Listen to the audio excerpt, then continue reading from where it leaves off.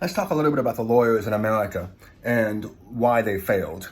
One of the things you notice when you study history is just how little resistance the lawyers gave executives that were keen on capturing more powers. So you hear about these stories in Germany. One name stands out, Sophie Scholl, part of the White Rose movement.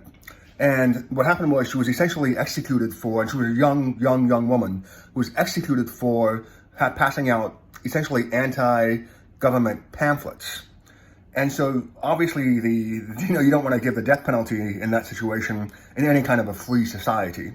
And so you have to ask yourself, when you get to the second step of that analysis, is where were the lawyers? Where were the judges? And the obvious answer is that they were essentially subservient to the state, or more accurately, to the executive branch by that point in time. And so you see the problem with military spending is that it has a capacity, if it's left unchecked, to overwhelm all other areas of society, and in doing so, remove accountability. And once you've got the guns on your side and the judges on your side, who's going to stop you except for a foreign power? And so that's why you have civil wars, that's why you have revolutions, and that's why you have invasions and so on and so forth. You have invasions when another country is concerned about its own minorities within a specific region and claims discrimination, and then tries to create a separate colony or a breakaway province. Now, in the United States, it's particularly tragic because you've got not one but two lawyers in the executive branch, and you're starting to see, if you're paying attention, that the reason that they're put there is to embarrass them, both of them. They're clearly, Biden may have been qualified 10 years ago, 15 years ago, but as of today, he's clearly slowed down. And nothing he says is really worth listening to, whether it's student loans or whether it's something else. Now, having said that, his administration has done an amazing job with respect to appointing judges since 2022, since last year. But let's get back to the point. So one of the things that I can try to contribute, if you're trying to study, not just history, but why things are the way they are, is just to try to explain what being a lawyer was like in America. And when I first started, I was really sort of astounded by the complexity. I mean, you would look at a law that was intended to govern something simple, like paying wages on time to an employee. But then you've got, all these other classifications about independent contractors, and by the time you're done, you're looking at subsections A, 1A, all the way down to 7Z. Not Z, but, you get my point. Usually it's a D or an E. And you start to realize that there's no way that compliance is possible unless you allow a lawyer or a law firm a seat at the table. And so you have to think of the law, not necessarily, in America at least, or in the West, as more complex than necessary in order to guarantee input and influence by the lawyers. And so one thing that dawned on, that I realized is that it's so complex that if you're a technology firm that wants to automate these processes, you actually have to go to the political party that created the laws. And in this case, it probably would be the Democratic Party. And so you would actually have to go to them and then get their input in order to create an algorithm or a coding that would comply with the law fully.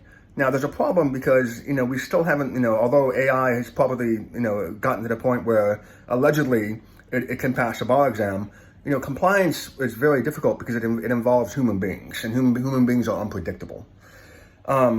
So when you look at a scenario, you're looking really at a scenario where these laws are more complex than necessary in order to guarantee at least one political party political power. So if you want to comply, you want to automate it, you have to basically have inside information or have connections with the ruling party, because those are the people who are passing the laws, and that's why it's so complex. You can, of course, try to do it on your own, but again, there's a famous quote, by one of the lawyers in America who says that you can't pass a law that I can't get around. In other words, even if you pass the longest, most complex law possible that intends to cover all possibilities, there's still a way to bypass it.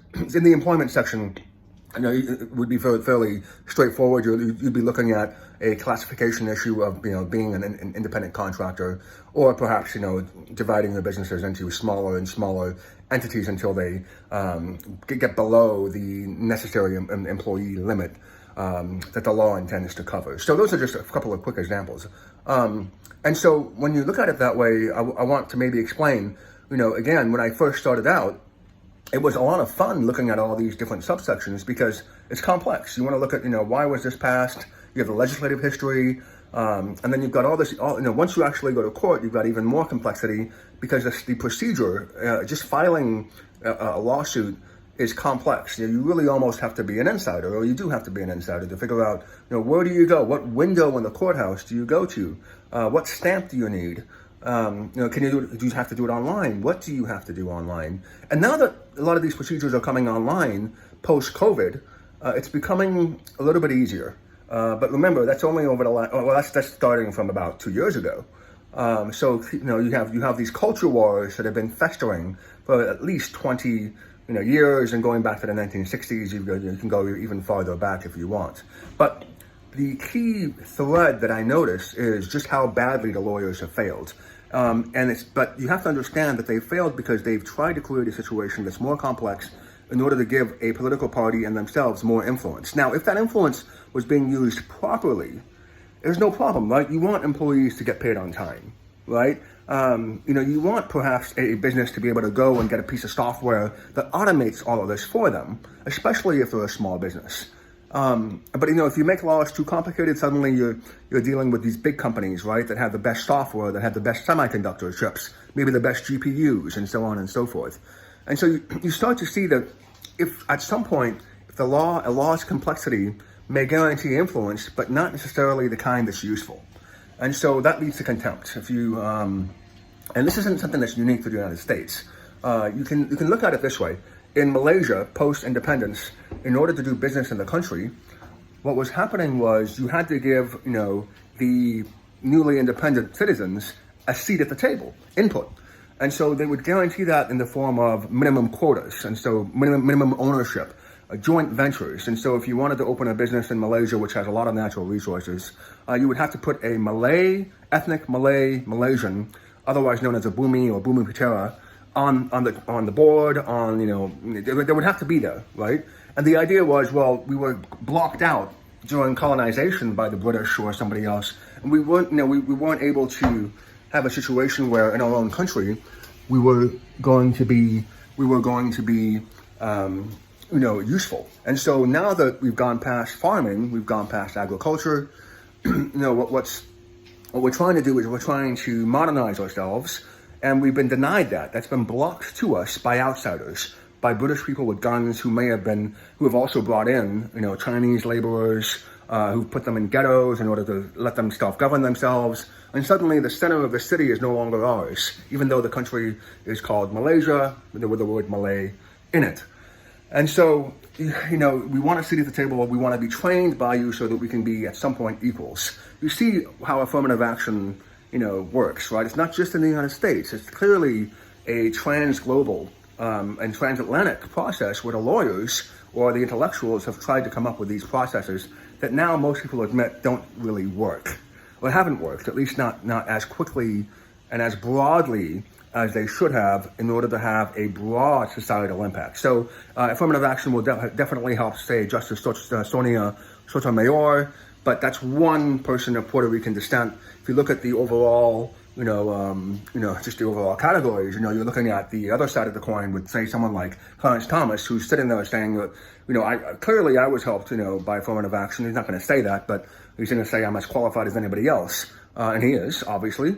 But you're also looking at the situation where rather than look at the one person, if you look at how to best help everybody in a marginalized group, you want a process that everyone has access to, not just somebody subject to a minimum quota. And so the easiest way to think about this, right, again, is what happened in Malaysia with the Malays, where they got a seat at the table and then they were promptly put to the side. And so they just ended up getting what would be called a sinecure, just like a posh position that was in name only. And so they got paid. They were able to rise up in terms of wages But even today, because the private sector continued to move forward, the Chinese that did not have those special advantages are still considered to be more wealthy on average than the Chinese Malaysians compared to the Malaysians. And so if these sorts of programs that were designed by lawyers and globalists and so on, global lawyers, worked, you would at least see some, there's obviously been progress, but you would see, say, more private businesses owned, by a Malaysian in Kuala Lumpur.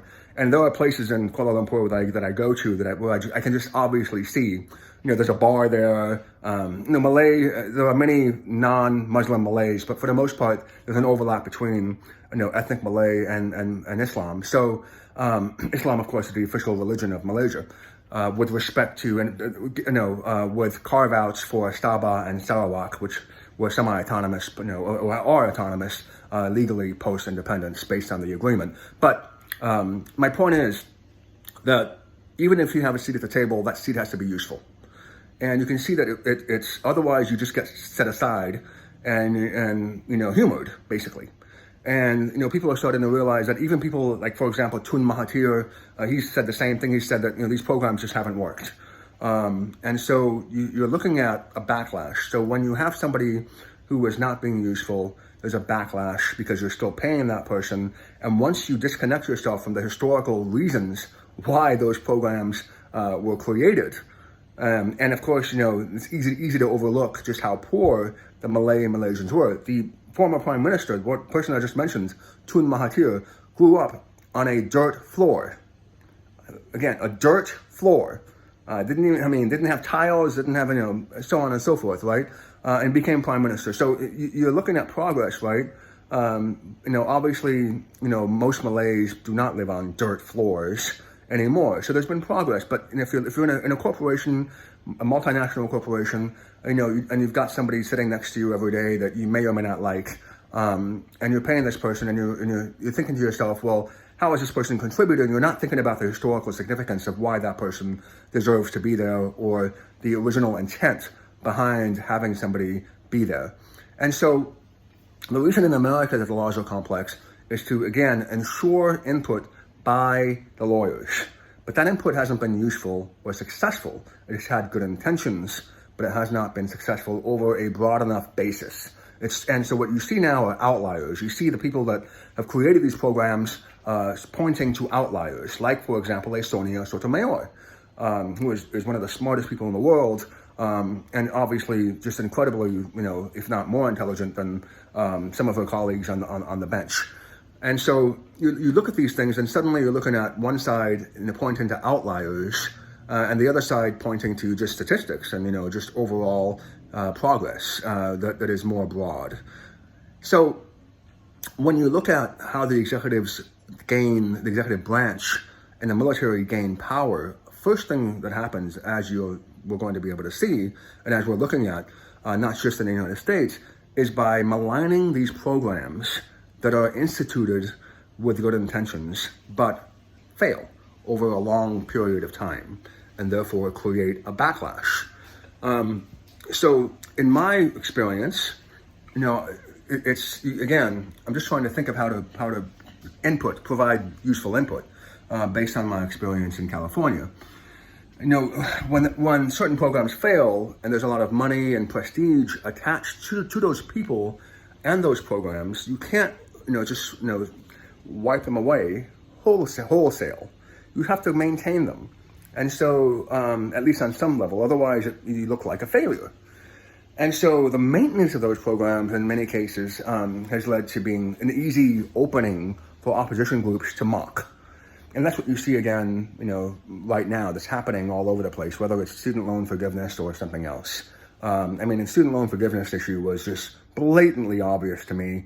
You're dealing with an emergency, it's called the HEROES Act. The statute, without question, dealt with, people that would be commonly associated with heroes in an emergency situation, first responders, firefighters, military, and so on and so forth during a war. That had to be deployed, and so they would be given, in the event of a natural disaster, for example, they would be given special preferences based on an emergency. And that was a law that the United States, that the executive Democratic appointee and elected official decided to use in order to forgive everyone's student loans. And so you see how once these smaller programs don't work, what happens is you try to find a loophole to maintain the programs, maintain your influence, and maintain your constituency.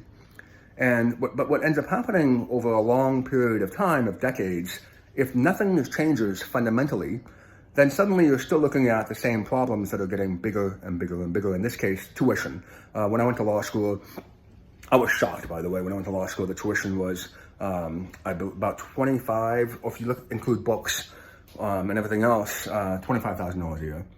Just tuition and books and so on. It's about that amount. I got a partial scholarship, so I ended up, I think, about $100,000 US in student loans, which I paid off.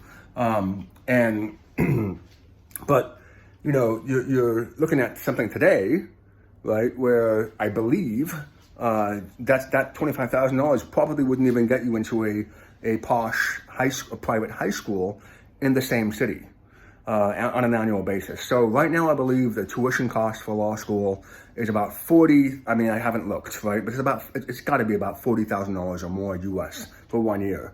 You're looking at a 3-year program, probably doesn't include all the other issues you've got to deal with. And, clearly now you can see that an elite class of people are being formed that may be at some point out of touch with the rest of the population.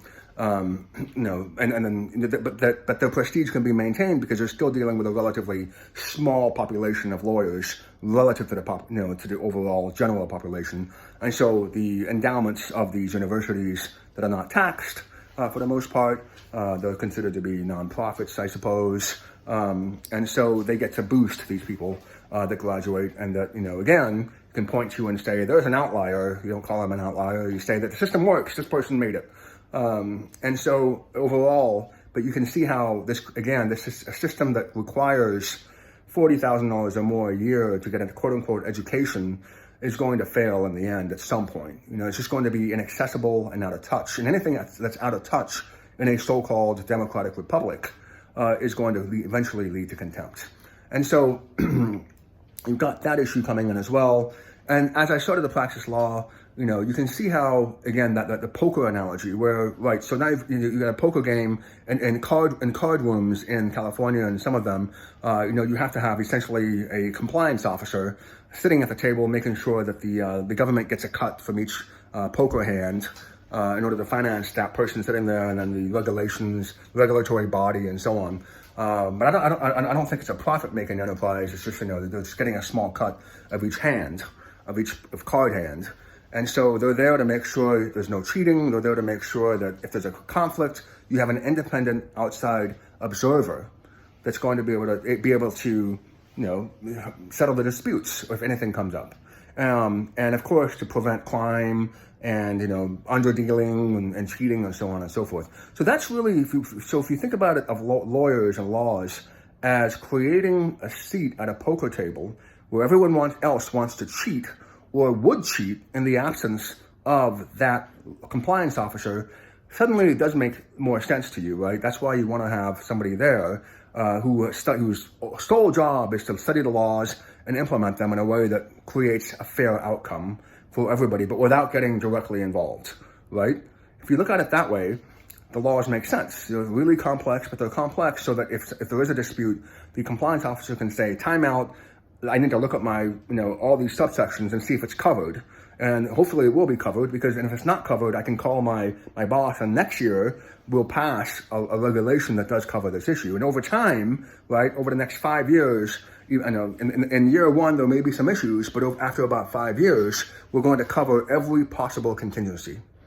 And that's where the lawyers could have been useful, or were useful in the past, when you're dealing with something that's tangible and something that can be seen with a person's own eyes. So suddenly you can see how once you move away from something tangible and something analog into something digital that can't be seen, that it also is global. It's a person at the poker table isn't dealing with somebody trying to hack into the card shuffler and trying to change the outcome. They're not dealing with somebody on the other side trying to get the fastest GPU chip or semiconductor chip that will alter the outcome. They're not dealing with any of those things, right? And even if they were, they wouldn't be able to see it, And therefore, how do you regulate something you can't see? So over time, and one of the other issues I want to discuss quickly is that when I first started out, I didn't know, again, you've got all these subsections. I thought my job was just to look at the law, and when I'm advising somebody, just to really, make sure the compliance was strict. And in many cases, it has to be because there's strict compliance. There's penalties if you don't comply, and those penalties are compounded. So in some cases, you do have to be strict, especially with wages. But on other aspects, right, there are many other ways of, again, bypassing the strict compliance method and trying to create a balance that over time is cost effective. But that takes time, right? It takes a long time, actually, because, it's the kind of thing where, do you wear a helmet on a bicycle if you're riding a bike or not? Obviously, if it's raining, yes, you do want to wear a helmet. But if it's a sunny day out and there's nobody else out there, as a lawyer, right? When I'm starting out in year one, I would tell that adult, no, you have to put on a helmet. I'm going to fine you if I'm a compliance officer. I'm going to fine you if you don't put on that helmet. That's what the law says. But you start to realize that in year 5, year 10, actually more like about year 3 or 4, that wait a second, this is stupid. The guy's just trying to, he's making a choice. We live in a somewhat free country. If something happens to him, then you have insurance coming in, right? That's really the backup. That's one of the reasons why the lawyers have been able to fail, because when they failed, insurance kicks in, and covers up and masks just the total failures that are occurring on the side of the lawyers. And so it takes time, just like that poker table, right, to add on. And again, that makes it more complex, right? But you can see how if it's all leading towards institutional knowledge that prevents conflict in the future, right, you're fine. But here's another problem, right? Let's say you're a massive corporation. It's not just things you can't see that are digital, it's even tangible things. You've got 200 subsidiaries, right? And if you're a corporation that's intending to do bad things, you can just even take the most honest lawyer you have and put him at the table, where you can also isolate, just like a lot of the multinational corporations did when they had this joint venture minimum quota, racial quota law in Malaysia that mandated a seat at the table based on ethnicity. What you can also do if you're a corporation that's intent on getting things done, you see an opportunity, you want to grab that opportunity before somebody else does, and you think that you have to bribe somebody, well, you can put the most honest lawyer somewhere else, right? In another subsidiary, or just move around the lawyer as much as possible. And if it's a young lawyer, it's very difficult to push back. If you're $100,000 in debt, you're going to be happy to have a job. You're not going to push back right away. After you get out of debt, maybe you start making complaints. Maybe you get promoted somewhere away from, what's actually happening on the ground floor. So, my point is that, when you're dealing with these situations, right, even a multinational corporation can essentially, even in a best case scenario, can put a lawyer in a place where that lawyer, even if they're able to see something with their own 2 eyes, is not able to be effective. So an obvious example would be a lawyer would fly in to, let's say you're Nike, so I'm just throwing out names, I'm not making any aspersions, or let's just call it a random retail company will have a factory somewhere in Vietnam or Indonesia or Myanmar, or so on and so forth. And they'll go in and they'll land in the airport, but the security forces there are, again, the executive branch has a lot more money than the lawyers. They have boots on the ground. They see the lawyer coming in, and they alert the factory to where the shoes or the clothing is being manufactured, and they're saying, look, he's coming over, they're going to do a check, right? Suddenly, all these 8-year-olds or 14-year-olds that are, working there on a regular basis, they go away. On the 2 days that the lawyer has to inspect, suddenly they're being replaced with, adults who are, who look like they're doing a good job. And maybe, the factory loses a couple of days of productivity, but that's it. They go back to doing what they were doing before. It's much easier than you think now that you don't even need the security guard there, right? You have surveillance, you have AI, right? Being a lawyer is a public thing. It's a quasi-government position in the sense that, sorry, not a position, quasi-government title, right? Because, you're technically connected to the state bar. And so, you have to be public, right? Someone has to be able to find you in order to discipline you if you do something wrong. So, you think about, and my photo was on a quasi-government website for a while, right? You just connect that, you pull the data, connect that in. Now you've got, programs that can age, that can figure out what you're going to look like in 10 years. So even if the data is no longer there, in other words, even if the state bar doesn't mandate photos anymore, if they're there at any point in time, if you can match them up, and then, at any point in time, you become a very ineffective compliance officer if you're trying to do a compliance check in an area that you only show up to once or twice a week or a month or a year. So all these things, I suppose, go back to this idea as a minority, right, in the United States. Why am I here in Indonesia? This place has had riots when there was a financial collapse. They had anti-Chinese riots. And so, you've got problems everywhere. And so, but one thing I like about Jawa or Indonesia is that it does seem as if there's an uneasy peace that will be maintained. So in other words, the politicians aren't talking about, they're not distracting people. They're not talking about abortion. They're talking about ASEAN. They're talking about alliances with trade with Australia, with our neighbors. The country-to-country aspersions that come up seem pretty obvious. You're trying to prevent Huawei from coming in. It doesn't work. If you go to Malaysia, one of the biggest malls has 2 Huawei stores. One, the Honor mobile phone, and then just a Huawei storefront.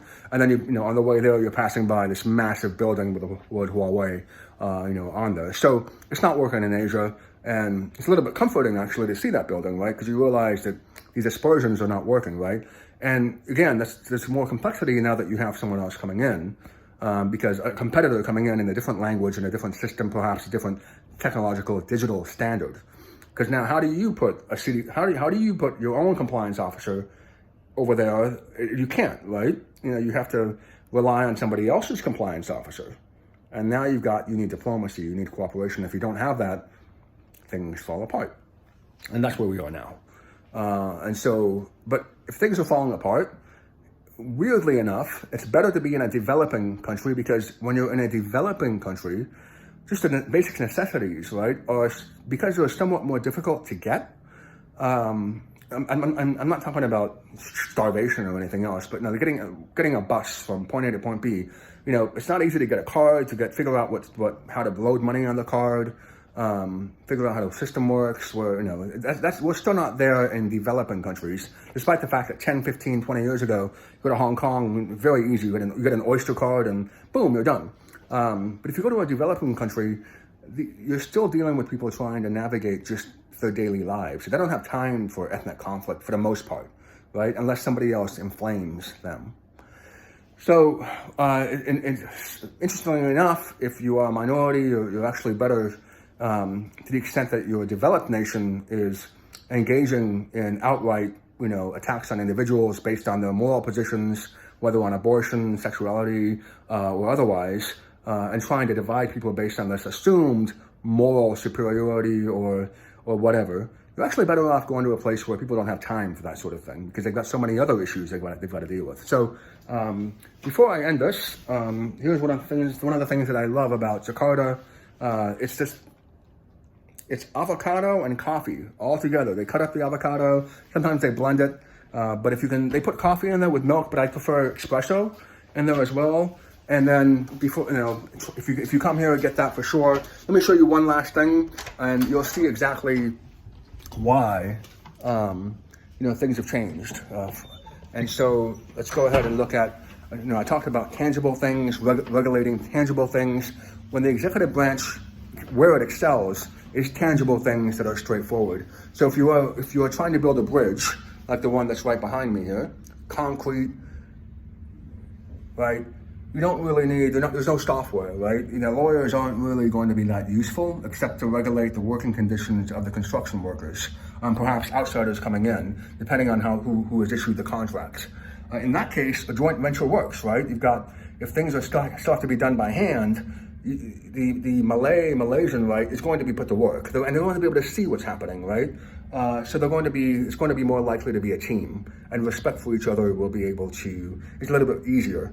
But think about where we're going in developed countries. Suddenly, you're dealing with software associated with that. Who controls the data? Which vendor do you use? Do you use a Western or an Eastern vendor? Do you use a vendor that's one of your neighbors? Maybe your neighbor is connected to a distant country. Whose regulations are you going to use? Are you going to be able to start from scratch? And the answer is no, right? I'm sitting here with an American-made phone, with an American software that's probably developed in somewhere else, the hardware made somewhere else, and so on and so forth. The source code would still be most in the United States, but all these other applications and everything else, it's going to be a global effort. And you can see how if you're still dealing with something straightforward like that bridge that wasn't there before somebody built it, you can see how the military gains, or the people who are straightforward, you can see how they gain a lot of credibility because they don't have to deal. The lawyers aren't really useful. They're not. Even if you put a lawyer, the lawyer is useful, right? But they're useful because they're able to see what's going on and they're able to protect individuals from being exploited. They're able to exploit it. They're able to protect the construction workers, right? So the seat at the table, again, only works if you're able to see what's going on as a lawyer or as part of that compliance branch, whether it's called the lawyers or the judges or something else. And once you start going into something digital, once you start getting more and more complex, suddenly it doesn't seem as if the lawyers have been, or the judges have been able to catch up. And post-COVID, the pandemic, a lot of things have gone online, but in the United States, it's really, really still far behind because of the relationship that we have in the United States, where you have a lot of local vendors. And so, whereas if you're in China, I'm sure, or a one-party system de facto or de jure, like say Singapore, and Singapore, is not a one-party state, but it's a de facto one-party state in the sense that PAP hasn't really lost a majority election, as far as I know, ever. And they've been very successful, and they're also the most clean government in the whole world, and probably the most successful politicians in the whole world. And you can see how, having that one-party state, suddenly, of course, Singapore is quite small, but the same thing applies when you're not dealing with trying to malign the opposition, when you're dealing with trying to make sure that the technological standard that you approve works, and everyone is on board. You can see how things get really much easier when you don't have that system of checks and balances that slows things down. And so what you see in my lifetime is that lawyers have failed, and as a result, the executive branch has been able to exponentially increase its influence and then attach military spending to that, which has now entered an AI digital realm that you can't see. And because you can't see it, it's now even harder than it was before for the lawyers or the compliance branches of government to have a seat at the table that is useful.